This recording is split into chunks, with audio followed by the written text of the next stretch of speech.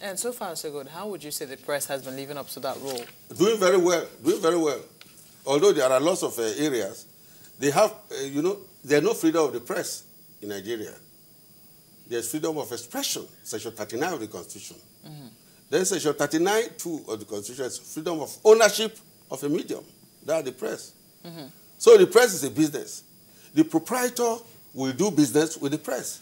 But the professional journalist under Chapter 2 should have editorial independence to perform. Because I say that although he who pays the piper dictates the tune should be played by a philharmonic orchestra. Okay. But at the moment, when it appears as though it's always a thin line, so much so that the people out there barely see that line of the business angle where they commoditize the news, and then the professional aspect and the responsibility and the role of the press in a democracy. Yes, that's the fault of the people. That's the fault of the people because you come out frontally to say what you are there to do. Why is it that you have been television station of the year for so many times? Don't you know it's the decision of the people? I was in charge of this Nigerian Media Merit Award, and when we look at the choice, the scheme for choosing, your station came out professionally because of the area of news and professionalism and others. The people decide. How would you also, talk about the opening of social media? How everybody has become a journalist of some sort. How would you say it has affected the role of the press? Would you say it has enhanced it? Has it put them under more pressure to perform? What will be your general assessment of, of social media? You see, there's nothing you can do with what's going on at a particular day. See how you can, at a particular time, see how you can accommodate it. Look at what's happening on the internet, the newspapers and so on and so forth, the magazines on the internet. There's nothing you can do about it. And lots of them bring news that we at the home front use every day. And where, for instance, security agencies overzealous come round asking you, inviting you when they have no business doing so, they can't invite those who are operating outside. But then, how are they going to monitor the airwaves? So there are certain things we have to accommodate.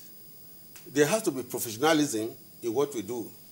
But where there's no professionalism, the people decide. Because you find yourself dry up, cut off. In the midst of being professional, the issue of protection and oversight for the press will again arise. You just talked about when the security operatives come to invite you, when they begin to want to prosecute you for doing what, from what you said, is assigned to you by the Constitution and the people. Who protects the press in the midst of being professional and doing his job? Your own ethics protects you.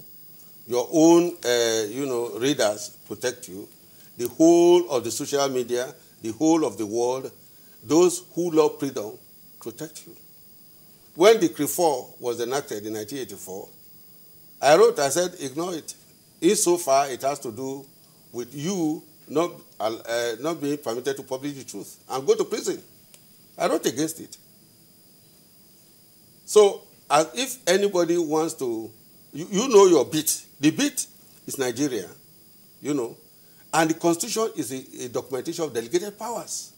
Anybody who takes more than he should take in the Constitution is a thief. Stop him. That's your rule. If you are invited by the security agencies, they have a right to invite you. Go. But if they detain you, and then there's a limit beyond which they can't go, people will start shouting. But what do you see in the future in terms of how the press will eventually perform, given the dynamics, the changes that is happening, the internet, the digitization that is forthcoming? How do you see the press adjusting to their role in the future? In fact, one time when radio came, like in America, the president of America will not even go on a campaign until radio is there. Now television, until the cameras are there, nobody wants to be there. So now, even you have to fight to be heard. And you have to design ways of your presentation so that your transmissions, someone will press a button and accept what you are sending out in his own, in his own bedroom. Otherwise, you'll be out. Look at now, everywhere you go to see people, pimping and so on and so forth. There's hardly any area now where you don't have competition. The newspapers are there, the magazines are there, radio is there, television is there. Before we championed this mass media policy and had a 1992 Broadcasting Commission Act to deregulate television. It was monopoly of government before. NTA was the one organizing everything. But now we have hundreds and hundreds of television and satellite stations all over. And all you have to do is to press the button. So if you are not performing, then the people switch off. Films are there. Lots of things are there to compete for your attention. So the competition, in fact, the competition is getting tougher and will still be tougher, so that you have to find how you can exist in that huge environment of competitive striving. Wow. Well, I have to thank you for coming on, please. Tony Momoh is a former Minister of Information, is also a lawyer. Thank you for coming on this morning. Thank you. Okay, time to flip over for the headline news. I guess you'll see Ayotunde Balogun soon. Well, yes, he is standing by for that, so let's hope that we'll get to see him now.